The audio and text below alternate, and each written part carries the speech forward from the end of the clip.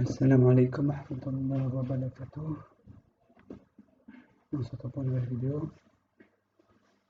Et aujourd'hui, on va parler du fait d'être citoyen français et musulman. Un sujet très sensible, surtout en ces temps de trouble. Avant de commencer, j'aimerais parler des raisons qui me pousseraient à supprimer les vidéos précédentes. La vidéo que je fais actuellement est affichée comme la première vidéo que j'ai faite sur ma chaîne. Cependant, avant, j'en avais plus de trentaine. J'ai décidé de les supprimer pour les raisons suivantes. Car j'avais perdu premièrement parce que j'avais perdu la motivation d'en faire. J'étais submergé par de dures épreuves et j'ai décidé d'arrêter. Aussi parce que je ne me sentais pas à la hauteur. Enseigner la religion d'Allah subhanahu wa ta'ala, c'est une grande responsabilité, car j'étais conscient que si j'enseignais une chose fausse et qu'on l'appliquait, on serait rétribué le jour de la résurrection et on serait puni. Alors j'ai enseigné une chose fausse. Et j'ai pensé aussi moquer de moi, que ce soit dans des commentaires que j'ai supprimés ou dans la vie réelle, les vidéos que je faisais. Et donc pour ces trois raisons j'ai supprimé. Mais alhamdoulilah, ma tristesse par rapport aux épreuves que je vis actuellement s'étant largement diminuée, ma baisse de foi étant terminée et après avoir pris confiance en Allah subhanahu wa ta'ala, après que j'ai réalisé que ces moqueries ne m'atteignaient pas, que ce que je disais ne m'affligeait pas, car ça ma vie continue dans tous les cas qui se taisent ou qu'ils disent ce qu'ils avaient dit. Et donc je vais parler d'un sujet sensible, d'un sujet très sensible. J'ai décidé d'en parler car ces derniers temps, après l'assassinat du professeur d'histoire géographique Samuel Paty, sa décapitation, la haine envers l'islam s'est largement augmentée, que ce soit de la part des Français ou du gouvernement. Car tout d'abord de la population, car des appels à la haine, des appels à brûler la mosquée de Béziers par exemple, ont été faits, que ce soit sur Twitter, Snapchat ou Insta. Et puis de la part du gouvernement par rapport aux mesures qui ont été prises contre la radicalisation. Suppression de 50 associations musulmanes, dont une grande partie n'a rien à voir avec le terrorisme. Par exemple, le Conseil d'observation contre l'islamophobie qui a été supprimé car il a été cité par le parent d'élève qui appelait à la haine contre Samuel Paty, le professeur d'histoire géo qui a été décapité.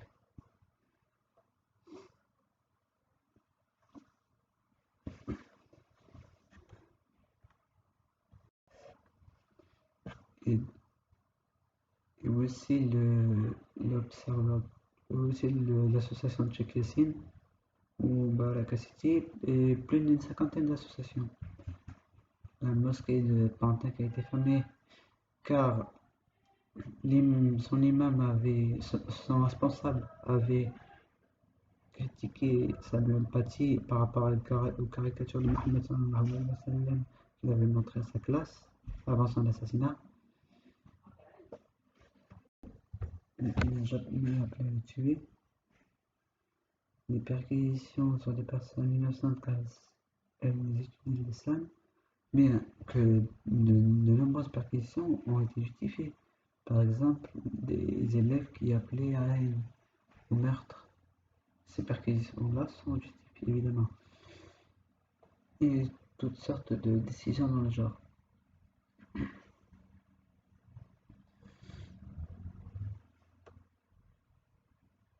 Je parlais sur le fait de peut-on se considérer français, peut-on s'attacher à la République française et se déclarer républicain?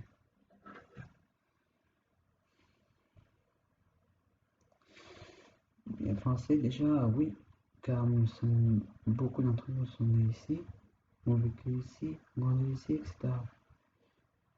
C'est pas que la France est un pays de couple que cela fait qu'on ne peut être français. Par exemple, il est dit dans le Coran que Moussa a fui son pays, ce qui veut dire que l'Égypte était son pays et qu'il était donc égyptien. Mais cela ne l'empêchait pas d'être juif, qui était un peuple qui n'avait pas d'État à cette époque, de mépriser son gouvernement, de ne pas avoir la religion et de ne pas avoir la culture. Par exemple, moi je suis berbère, arifin, je suis musulman, je suis de culture berbère et arabe. Cela ne m'empêche pas d'être français. Je suis également marocain, étant donné que le Rif se trouve dans le Maroc.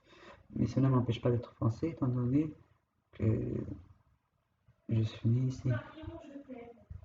Cependant, on ne peut accorder un attachement à la République, car le principe fondamental de l'islam, c'est le tawhid, qui appelle, c'est-à-dire l'unicité d'Allah subhanahu wa ta'ala, n'adorer que lui, ne rien lui associer, et combattre ce qui le rejette, ce qui rejette la loi d'Allah subhanahu wa ta'ala. Et l'islam, l'entièreté de ses enseignements, contenus dans le tawhid. Ce n'est pas un livre, mais disons une sorte de philosophie, de façon de faire.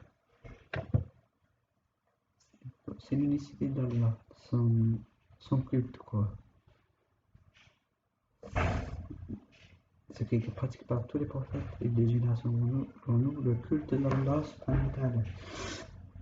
Et nous demandons de rejeter le shirk, qui est l'association d'Allah subhanahu wa ta'ala, qui comprend tout ce qui est mauvais, toutes les choses interdites, et tout ce qui combat et qui rejette l'islam.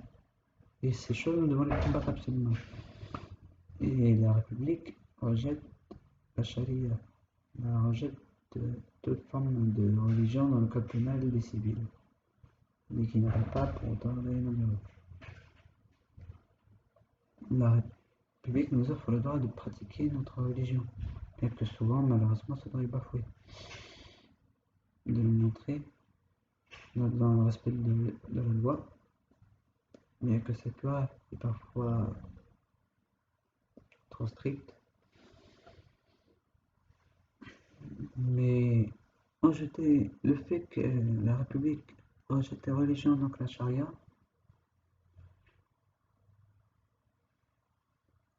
ça veut dire qu'elle rejette le tawhid.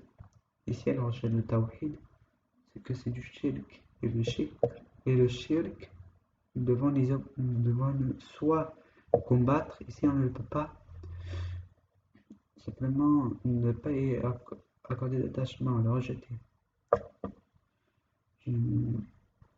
J'appelle donc à ne pas se sentir républicain et à rejeter les principes républicains. Je n'appelle pas à la haine envers la République et envers ses défenseurs. Massacre de républicains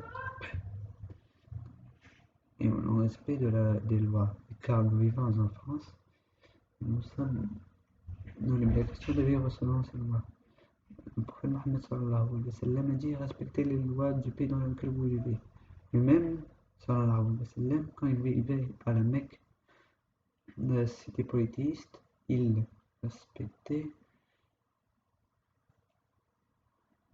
les lois, il adorait Allah subhanahu wa ta'ala. C'est la seule chose qu'il enseignait, mais sinon respecter les lois. Et c'est ce que nous devons faire en France. Cependant, ils n'approuvaient pas leurs lois, ils n'approuvaient pas leur façon de faire et leur régime. Mais ils les respectaient quand même. Donc nous devons désapprouver les lois républicaines et les appliquer. Sauf si ces dernières appellent par exemple à ne pas prier. C'est un exemple, ce n'est pas le cas.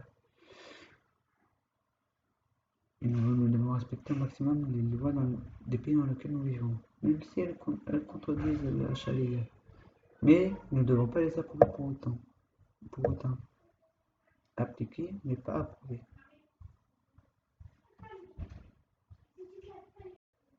Je n'appelle pas la haine, je n'appelle pas le massacre, car cela est condamné par l'islam.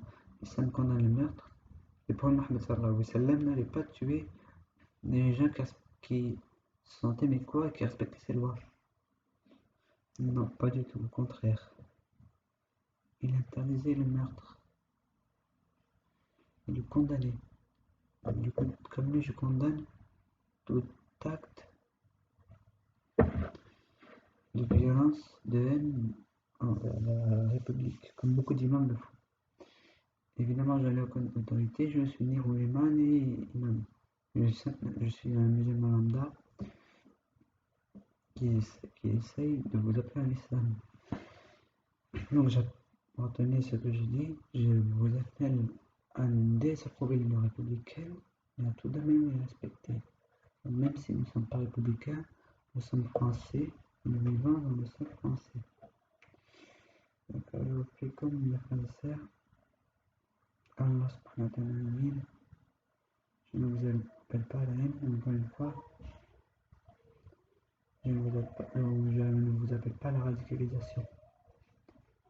Car les radicalisés, non seulement se rejettent la républicaine et les approuvent, ils ne les appliquent pas et font des actes de violence. Et je interdis cela et vous appelle à ne pas le faire. Évidemment, ce n'est qu'un avis que j'ai construit en me basant sur des versets coraniques, sur des hadiths et sur des avis de savants. Je ne suis pas un ulama ou imam, mais je ne peux faire de fatwa. Je ne donne que mon avis en me basant sur des fatwas, des avis juridiques de savants de ulama et des imams, de hadiths et de versets coraniques. Allah subhanahu wa ta'ala vous bénisse, vous guide. Allah subhanahu wa ta'ala de nous guider, nous avoir dans la lumière, de nous protéger. Et nous demandons également à Allah subhanahu wa ta'ala de nous apporter de ses faveurs. De faire de nous une salat reconnaissant. Allah subhanahu wa ta'ala vous guide et vous bénisse. Salam alaikum wa rahmatullahi wa barakatuh.